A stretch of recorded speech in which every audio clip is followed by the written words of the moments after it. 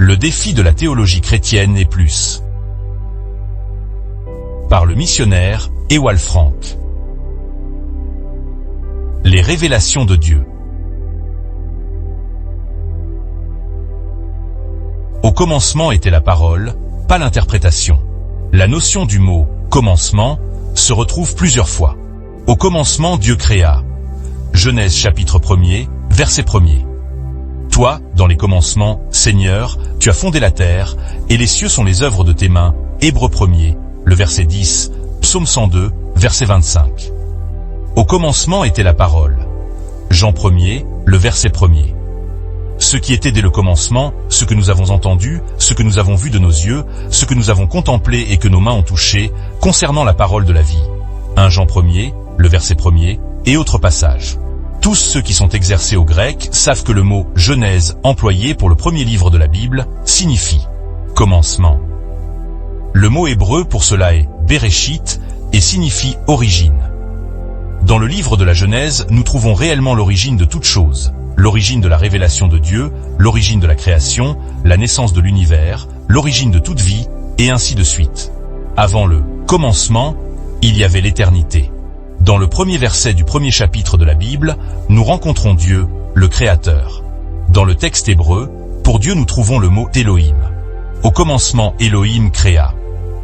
Il y a dans le contenu de ce mot un pluriel dans le singulier, car Dieu Elohim n'est pas seulement créateur, il est bien davantage. Il est aussi le conservateur, le sauveur, le roi, le berger, le rédempteur, le juge, il est tout en tous. Elohim est évoqué en relation avec ses propriétés principales. De même aussi qu'avec Yahweh certains ates, tribus ressortent, dans lesquelles et au travers desquelles il se fait connaître. Pour cela l'abréviation elle suffit, car elle signifie déjà le tout puissant, comme par exemple dans Emmanuel égale Dieu avec nous, de même avec l'abréviation Yah, qui signifie Yahweh, comme par exemple dans Alléluia, égale Yahweh soit loué. Ainsi Elijah signifie Dieu est Yahweh, Daniel signifie Dieu est juge, Israël signifie qui lutte avec Dieu. Jésagia égale Yahweh sauve, Jédidja égale bien-aimé de Yahweh, 2 Samuel 12, verset 25, et ainsi de suite. Elohim n'est point un nom, mais bien la désignation de Dieu lui-même. Yahweh est le nom d'alliance, dans lequel et avec lequel Dieu s'est fait connaître dans l'Ancien Testament. À Abraham, Dieu, l'Éternel, s'est révélé comme El Shaddai, Genèse 17, verset 1er, celui qui est tout suffisant, qui pourvoit à tout, après qu'il ait déjà règne contrée, dans Genèse 14, versets 18 à 20, sous la forme du roi Melchizedek. D'après Hébreux chapitre 7, ce Melchizedek est le roi de paix lui-même, le roi de Salem, le roi de justice. Dans l'Ancien Testament, le Seigneur n'était pas encore devenu un homme, c'est-à-dire un fils, et c'est ainsi qu'il est écrit tout à fait correct. Manquant ce temps-là, il était sans père, sans mère, et sans généalogie. C'était Dieu le Très-Haut, qui, en tant que El Elyon, bénit Abraham par ses paroles. Béni soit Abraham de par le Dieu Très-Haut, possesseur des cieux et de la terre. Genèse 14.m, le verset 19. Ensuite Dieu rencontra Abraham en tant que tel Olam, Dieu éternel. Dans Ésaïe 9, le verset 6, Dieu, en relation avec la promesse de la naissance du Fils, est appelé El Gibor égale Dieu fort, et ainsi de suite. Les diverses théophanies de Dieu, les révélations de Dieu même en tant que Yahweh, Seigneur, se sont faites en regard de sa venue en tant qu'homme. Yahweh Jireh égale l'Éternel prépare, ou pourvoit un sacrifice, Genèse 22, versets 13 à 14. Yahweh Rapha égale l'Éternel guérit, sauve, Exode 15, verset 26. Yahweh Nissi égale l'Éternel ma bannière, Exode 17, versets 8 à 15. Yahweh Shalom égale l'Éternel notre paix, Juge 6, les versets 23 et 24. Yahweh Ra égale l'Éternel mon bermouingère, Psaume chapitre 23. Yahweh Tzidkenu égale l'Éternel notre justice, Jérémie 23, verset 6.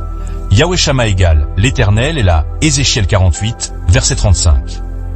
Pour satisfaire tous les besoins de la création et de la rédemption, Dieu s'est révélé comme l'Éternel. Le Seigneur, dans sa diversité, en ce qu'il a fait connaître ses attributs, ses propriétés, mais en toutes ces choses il est demeuré toujours le même. Depuis Genèse 2.4 nous trouvons la combinaison des mots Elohim Yahweh, l'Éternel Dieu. Avant, nous rencontrons 35 fois seulement Elohim. On ne peut pas entrer ici dans les détails de ce mystère. Yahweh est la forme visible du Dieu invisible. Dieu est esprit dans son essence, Jean 4, verset 24. Il est l'incorruptible, l'invisible, le seul Dieu, 1 Timothée 1er, le verset 17, qui seul possède l'immortalité, qui habite la lumière inaccessible, lequel aucun des hommes n'a vu, ni ne peut voir. 1 Timothée 6, verset 16. Le disciple bien-aimé de notre Seigneur, Jean, rend ce témoignage. Personne ne vit jamais Dieu. 1 Jean 4, verset 12 première partie. Cependant, selon la manière et la forme dans laquelle il s'est révélé, des hommes l'ont vu. Adam, Abraham, Moïse, Michée, Ézéchiel, Daniel et les autres prophètes ont vu l'Éternel Dieu. Le même Dieu s'est révélé dans le Nouveau Testament, Elohim comme Père dans la forme corporelle visible du Fils, lequel est le Seigneur. Étant le resplendissement de sa gloire et l'empreinte de sa substance, et soutenant toute chose par la parole de sa puissance, Hébreux chapitre 1er, verset 3. Subjugué à la vue du ressuscité, Thomas écrit « Mon Seigneur et mon Dieu ». Jean 20, verset 28. Le Elohim invisible est sorti de sa gloire éternelle et de sa félicité. Il est sorti de la plénitude originelle de lumière et de vie du commencement en tant que Yahweh pour apparaître dans une forme visible. Dans ce commencement de l'origine était la parole, le Logos, le Seigneur hors de la plénitude éternelle de Dieu auprès de Dieu, et il était la parole, Jean chapitre 1er, verset 1er, qui agissait en tant que celui qui opérait, transformait et commandait. Le Créateur, Colossiens 1er, verset 16. Le Seigneur est Dieu. Il n'est aucun autre, mais bien toujours le même. L'Esprit de Dieu planait, lors de la création, au-dessus de l'abîme, rayonnant de sa chaleur, comme la force de Dieu produisant la vie. Genèse chapitre 1er, verset 2. Le même Esprit de Dieu vint sur l'Église rachetée sous la forme du Saint, Esprit le jour de Pentecôte, produisant la vie divine, la puissance de Dieu.